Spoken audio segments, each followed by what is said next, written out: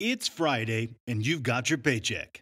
You might think about buying new shoes, going to a fancy restaurant, or catching a movie. But before you know it, your money is all spent. When you receive your paycheck, it can be tricky to figure out the right things to do with it. So today, I'm going to guide you through 8 important steps you should take with your money as soon as you get paid. Let's start with the first step. This is the most crucial thing to do, which is to establish your financial baseline. Many people feel it's too much work, but that's why most people struggle. 64% of Americans live paycheck to paycheck because they make one of the most significant financial mistakes, which psychologists call mental accounting. Essentially, it's when you mentally categorize your money instead of writing it down. For instance, let's say you get a tax refund from the IRS in May. You might mentally label this as extra spending money and get excited, perhaps spending it on a new PS5 or a new TV. The problem is, this money is no different from your regular income. You've just paid too much in taxes, and the IRS is returning it to you. The good news is the solution is simple. Open up a spreadsheet and list all your monthly expenses, including things like rent, internet, and food. Creating this Google Sheet is an excellent way to figure out how much money you need to cover your basic needs each month while maintaining your current lifestyle. If your income varies, like in my case as a self-employed individual, this becomes a valuable number to know. Now the real work begins. Remove the expense items that aren't your absolute essentials. That means Netflix, staplers, and your Candy Crush subscription are off the list. Instead, you want to focus on core expenses like housing, that's your rent or mortgage, which should be around 30% of your income, groceries, about 10% of your income, and insurance and utilities, like internet, cell phone, and electricity, also about 10%. This final number is your financial baseline, the absolute minimum you need to survive each month. Your goal is to keep this baseline under 50% of your total income. If it goes over, look for expenses you can swap for cheaper alternatives. For example, reconsider that apartment with an indoor pool, a phone plan with satellite coverage, or those fancy organic avocados. Once you've established your financial baseline, it becomes the bedrock for the next step. Think about how it would feel to have saved up an amount equal to 6 months' worth of your expenses in your bank account at all times. Imagine the kind of freedom and peace of mind you'd enjoy knowing that if you ever fell ill, lost your job, or had an accident, you'd be perfectly fine. This is why having an emergency fund is so vital. Mathematicians describe it with Murphy's Law, which basically means that if something can go wrong, it will go wrong. Instead of having to ask your parents for money again or racking up credit card debt or even taking out a loan, your emergency fund would be your safety net. Here's the stark reality. Studies have shown that as many as 56% of Americans can't afford an unexpected expense of $1,000, and a shocking 22% have no emergency fund at all. I remember a time when I had a car accident at the age of 20, and it cost me about $5,000 to repair it. Now, if I hadn't saved up an emergency fund, I might have had to take out a loan. Paying back that loan with interest could have easily cost me more than $7,000. Now, generally, your goal is for an emergency fund to cover the equivalent of 6 months of your financial baseline. So if your baseline is, let's say, $3,000 a month, you should aim to save up $18,000 for emergencies. But remember, emergencies don't include funding wild nights out, vacations, or satisfying your pepperoni pizza cravings. Sorry, that's just me. This money should be reserved for when everything seems to be falling apart, like when your house is flooded or you're stranded in the middle of nowhere with no other options. Essentially, you use your emergency fund when your life is in complete disarray. So make building up your emergency fund a priority. Once you're done with that, move on to the next step. Surprisingly, 77% of American adults are in debt, and this is something we've all come to accept as normal. Maybe we splurged on luxury clothes we didn't really need to maintain a lifestyle we couldn't afford, or bought new furniture when we could have found great deals on Craigslist. Debt is particularly troublesome because it squeezes your monthly income. When you're shelling out hundreds of dollars or more for credit card bills, car loans, and other debts, it quickly gobbles up the amount you could be saving and investing. So never mind cutting back on avocado toast and iced coffee. The real money-saving game changer is paying off your high-interest debt, which can save you thousands in interest and fees. Let me illustrate why this is so important. Suppose you have a credit card balance of $6,500 with an interest rate of 19.5%, and you decide to make only the minimum amount of $130 per month. Guess how long it'll take you to pay it off? It'll take a whopping 8 years to pay it all off, with an additional $6,000 in interest you have to pay on top of that. So your total paid is $12,500 on $6,500 worth of credit card charges. So what's the best strategy to rid yourself of high interest debt early? Well, there's two main approaches. The first one is the avalanche method. Here you target the loans with the highest interest rates first. Those pesky credit cards, payday loans, car loans, or any loans with an interest rate of 10% or more. You pay off the one with the highest interest rate and then move on to the next, and the next, and the next. Mathematically, this is the cheapest and most efficient way to clear your loans. The second option is called the snowball method. This one takes a more psychological approach. Instead of focusing on the interest rates, you tackle the smallest loan amount first. These smaller debts can be paid off relatively quickly, which builds momentum and motivates you to keep going. For me, when I got serious about managing my personal finances and paying off my debts, I consolidated all the details into a Google spreadsheet. This sheet included each debt, the amount I owed, and their interest rates. Every time I made a payment, I would open the spreadsheet and manually adjust the remaining amount. Every other day, I would visualize paying off the debt completely until the balance hit zero. This kept me motivated and helped me stay on track. Once you've managed to pay off your high-interest debts, you'll find that you have a bit more financial breathing room every month. But before taking any action, it's crucial to prioritize the next step in your financial journey. When many people think about investing, they imagine flashy screens, day trading, and all sorts of aggressive financial acrobatics. But contrary to what you might have seen in movies like The Wolf of Wall Street, investing doesn't have to be this intimidating or overwhelming thing. In fact, the basics are straightforward. And once you get the hang of them, you can set yourself on the path to accumulating substantial wealth over your lifetime.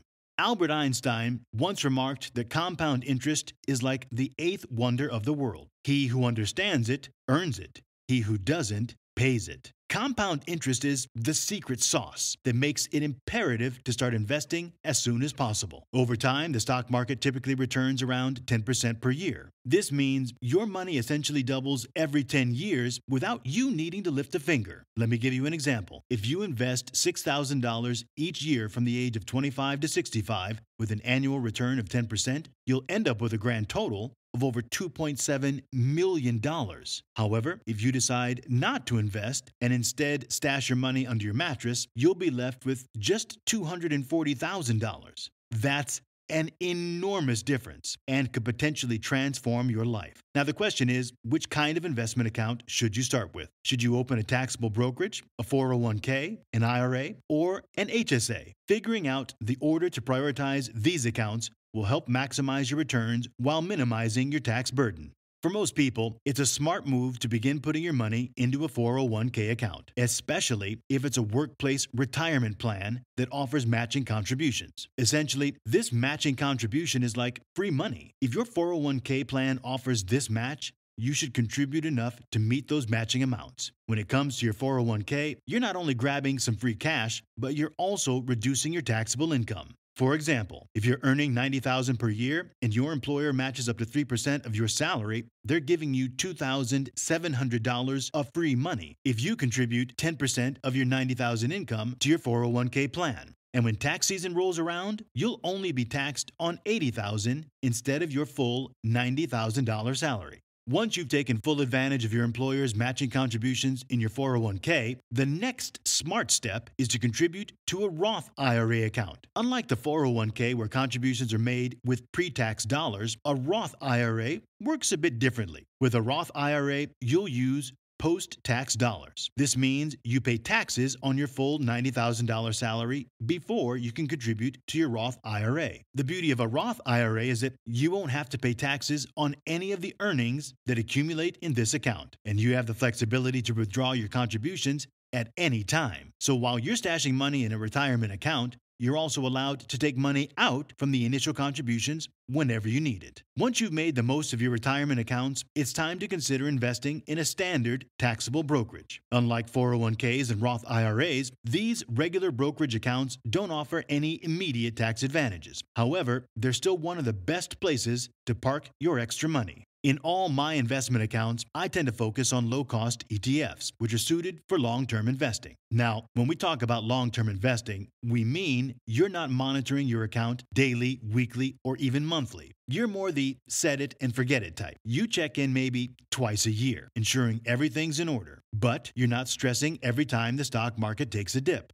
One of the significant issues here is that many people can't handle the market's ups and downs, especially when things look a bit shaky. This is when a common financial mistake occurs, known as timing the market. It involves reacting to market performance by either stopping investments or pulling your money out to wait for what seems like the right time to jump back in. There are two key issues with this approach. Firstly, no one can predict whether the market will go up or down because it's highly unpredictable. It's almost like economists making countless predictions, but only a few of them ever come true. Secondly, even if you manage to pull out when the market is performing exceptionally well and avoid a crash, you'd need to be right a second time to reinvest your money when it's ideal. This is close to impossible. The better way, based on mathematical data, is to invest a fixed amount every month consistently, regardless of market fluctuations. This approach is often referred to as dollar cost averaging. When you stick to a regular investment pattern, you'll end up with more shares when prices are low and fewer when they're high. Over time, this strategy reduces the average price you pay per share. Imagine you have $300 to invest in a volatile stock called Vanilla Investor Company. In the first month, the share price is $10. In the second month, it's $5. And in the third month, it's $20. If you decide to invest $100 each month for 3 months, here's how it works. In the first month, you buy 10 shares. In the second month, you acquire 20 shares. And in the third month, you only get 5 shares. In total, you now have 35 shares that cost you $300. This results in an average share price of $8.57. While this isn't the lowest you could have acquired the shares,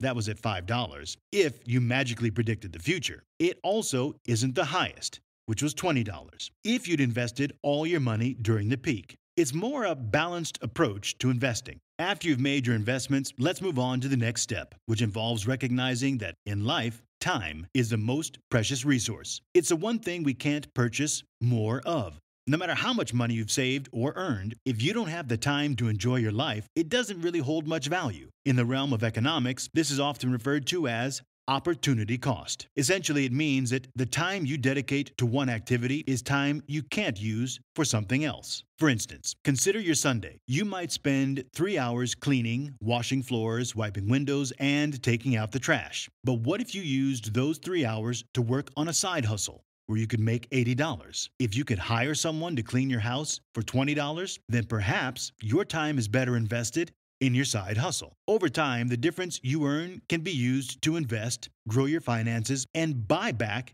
even more time to do the things you love. To decide if it's financially more sensible to hire someone or do a task yourself, here's what you can do. First, list the tasks you absolutely dislike doing, such as cleaning the toilet, mowing the lawn, or driving 45 minutes to get groceries. Second, estimate how much time each task consumes. Third, consider how much money you could make during that time if, instead of doing these tasks, you were working on your side hustle. And fourth, check how much it would cost to hire someone else to handle these tasks for you. By putting all this information together, you can make a more informed decision about whether it's better for your finances to hire someone to do certain tasks or to continue handling them yourself. But the most crucial step in all of this is automation. I remember for a long time, I did everything manually, paying bills, saving for a house, and investing. The issue with this manual approach is that it consumes dedicated time and mental energy every single week. In the field of psychology, they refer to this as decision fatigue. Essentially, when you make numerous decisions throughout your day, the quality of each decision tends to decline over time. In the morning, you might be able to make excellent choices one after another, but as you get closer to making 10,000 decisions, you could end up making mistakes that you later regret. Maybe you buy something like a pair of AirPod Maxes or even an overpriced stapler. But what if I told you there's a way to easily automate your finances so you never have to worry about that again? Setting up financial automation will save you a tremendous amount of time and spare you from headaches in the long run. Nowadays, I don't even have to think twice about whether I've paid my bills or if I've invested this week because I know it's all taken care of. Here's how to do it. Number 1, ensure your paychecks are directly deposited into your checking account. Number 2, with your bank, establish automatic transfers to allocate your paycheck into 2 new accounts, your spending account and your savings account. Number 3, your spending account should cover your fixed monthly bills and essential expenses like groceries, gas, and yes, even pepperoni pizza. Determine your typical monthly expenses and set spending limits for non-essentials, like dining out, going to the movies, or shopping. And number 4, arrange automatic transfers at the end of each month to move any surplus funds into your savings account, which is dedicated only to savings. From there, the money in your savings account should flow into the specific steps you're working on, whether it's building an emergency fund, paying off high-interest debt, investing, or addressing opportunity cost. So, that's it. If you enjoyed the content, make sure to give it a like and check out some of the other episodes. Cheers!